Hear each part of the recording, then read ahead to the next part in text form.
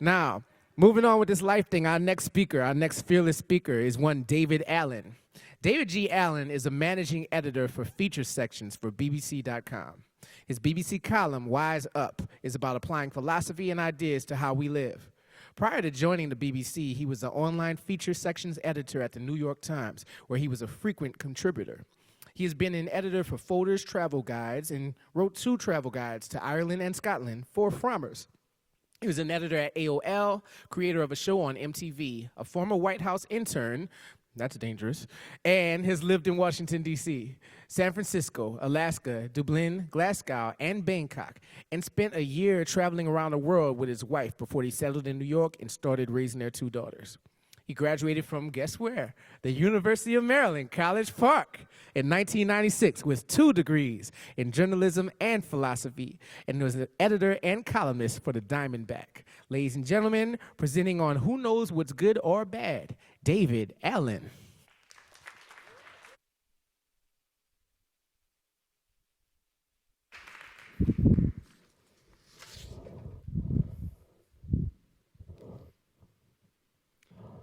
For 200,000 years, humans have been accumulating wisdom.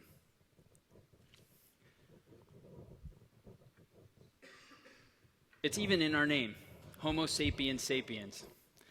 The word sapiens comes from the Latin sapient, meaning to be wise. And of all the ways that we can accumulate wisdom, the most common, but not necessarily the most fun, is through experience, the good and bad things that happen in our lives. But there's other ways to gain wisdom. A more consistently enjoyable one is through storytelling. And not just any stories, but the stories that speak to our human condition and that tell us something about what our place is in this world. I'm going to tell you one of those stories. Its origin is unknown, but it comes from the Taoist tradition, so it could easily be more than 2,000 years old. And even though that's about as old as stories get, this one is completely relevant to your life and how you can live in the future. It's the story of a farmer and his horse. And one day, his horse runs away. And his neighbor comes over and says to commiserate, "I'm so sorry about your horse." And the farmer says, "Who knows what's good or bad?"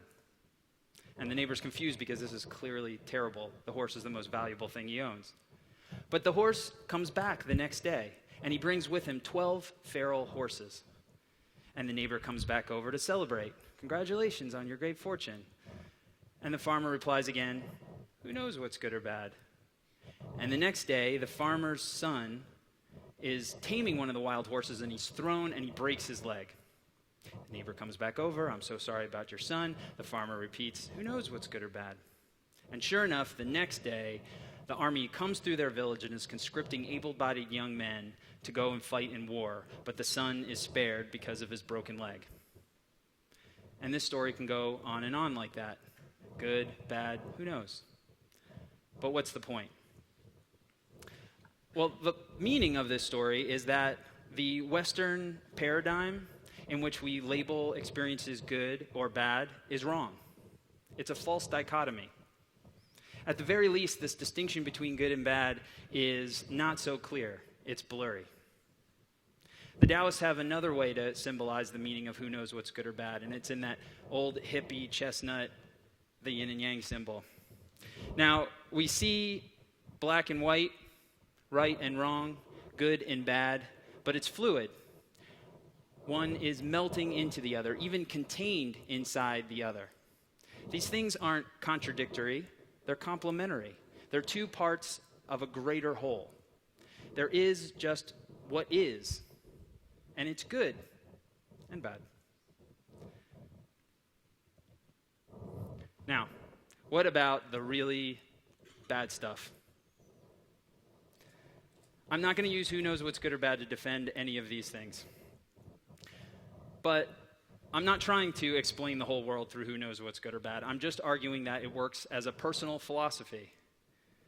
And as personal stories go, former TED Talks are full of examples where people found good out of things that seemed bad.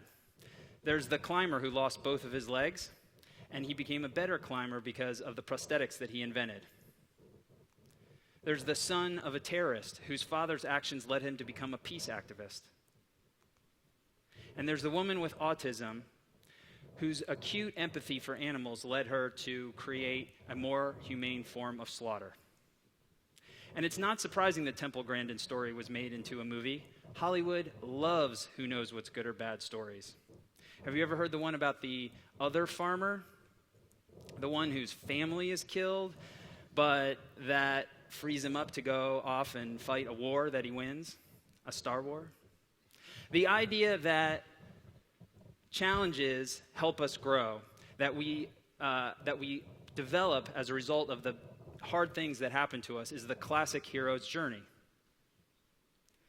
Pain can give us focus. Defeat can create empathy, and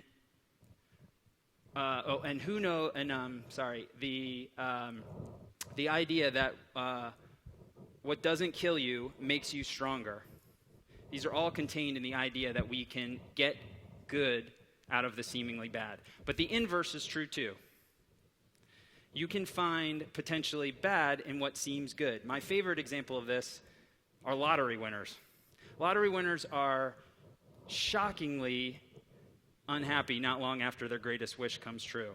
And think of how often you've heard the phrase, "Be careful what you wish for." That's who knows what's good or bad.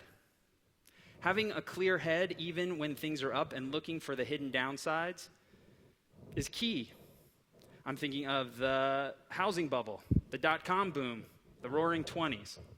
Having a greater perspective will help you make better decisions.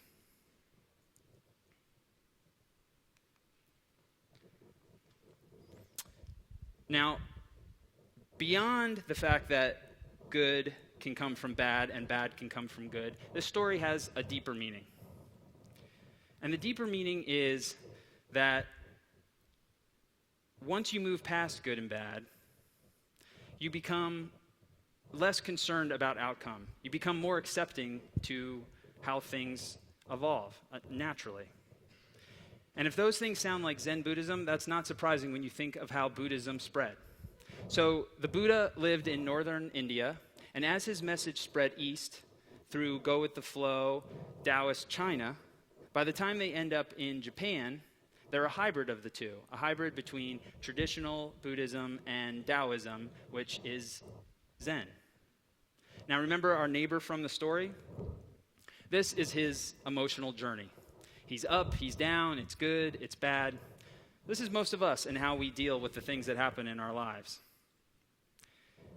We're on a roller coaster, and I love roller coasters and they're fun, but if you stay on one too long, you're going to get sick. Now here is your brain on Zen. It's not that the farmer is unengaged with life. It's not that he's unable to be happy or sad, but he has a greater perspective. He sees the bigger picture. He knows that he can't stop things from happening, but he can control how he reacts to them. And it's often not the experience that matters as much as what you do with that experience. Which brings me back to the first time I read the story of the horse and the farmer. I read it in... Oh, we're frozen. I read it in a book by Huston Smith, the comparative religion scholar. And the book was called The Religions of Man. And I read it while I was a philosophy major here at Maryland, which meant I was reading a lot of textbooks. And I was reading Huston Smith for fun. But despite all these pages that I was reading, somehow the 7.5 lines of this story stuck out with me. I just kept thinking about them over and over again. Not for any particular reason, I just liked the story. And then not long after I read it, the story made this surprising leap from the theoretical to the real. I was a White House intern, and one morning I went down. I used to commute from campus downtown, 45 minutes to an hour each way. And I got down to the old executive office building and realized I had forgotten my security ID, and they would not let me in. They said I had to go all the way back to my dorm to get it. And I was on the metro, and I was annoyed at myself for forgetting it. I was annoyed at the security policy. I was anxious that I was going to be 2 hours late for work. And while I was on the metro, a delivery man came on, and he was pushing a dolly sky high with boxes. And every movement of the train threatened to knock this tower down.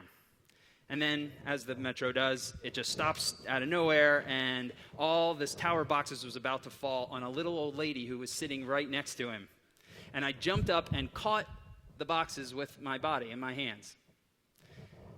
Now, the delivery man and the old lady, they were effusively thanking me, and I just modestly said, "I'm just glad I was here to help. Who knows what's good or bad?" And then I started thinking, well, what else could I apply who knows what's good or bad to? Everything, if you think about it. Mostly small stuff, like that thing where you forget your keys and you go back to get them, and then you realize it's the other thing you forgot that's even more important than the keys. But the big stuff too. When I lived in San Francisco, I applied for a high-profile job that I really wanted. And when I didn't get it, I was devastated. I definitely did not see the good that came out of not getting that job. And then I got another job, and I liked that job plenty. But my girlfriend got an opportunity to work overseas, and I followed her, and I was able to keep the job that I had and telecommute from Bangkok, Thailand. I would not have been able to do that if I had gotten the first job. And I'm now married to that girlfriend. Years later, we were living in New York, and my wife worked for a magazine, and she got a big promotion, and she got a big raise, and that's good, right? Except less than a year later, when the magazine was making budget cuts, she was the first one laid off because of that raise. And that's bad, right? Except that if you ask my wife now, she'll tell you that's the best thing that ever happened to her career. She now writes magazine articles. She wrote a book. She is an editorial director for a nonprofit, and she spends more time with our family. I told my sister the story of the horse and the farmer, and she incorporated it into her work. She's a social worker in Phoenix, Arizona, and she told the story to her clients. These are folks dealing with serious issues: homelessness, addiction, chronic unemployment. They have incorporated who knows what's good or bad into their sessions. They now use it as shorthand to give context to their struggles, and it helps them work them out emotionally. My young daughters know the story of who knows what's good or bad thanks to a panda named Stillwater. For 20 years after I read the Houston Smith book, I read the story of the farmer and the horse for the second time in this book by John Muth called Zen Shorts. And as I read him the story over and over and over and over again, as you do with little kids, I kept thinking, I could have used this story when I was young. I wish I'd known about who knows what's good or bad when I was 8, 12, 16. But then I thought, who knows what's good or bad works retroactively. My parents got divorced when I was 2, but I didn't grow up in an unhappy marriage. I was raised by a single working mom, and money was always tight. But that experience led to so many things that I value in my life: my confidence, my independence, my political views, even how I raise my daughters. In fact, if there's ever a moment in your life where you're truly happy, where you feel like all the pieces have come together, you can look back at everything that happened before that moment and find the seeds, even in the bad stuff, that led to the contentment you have now.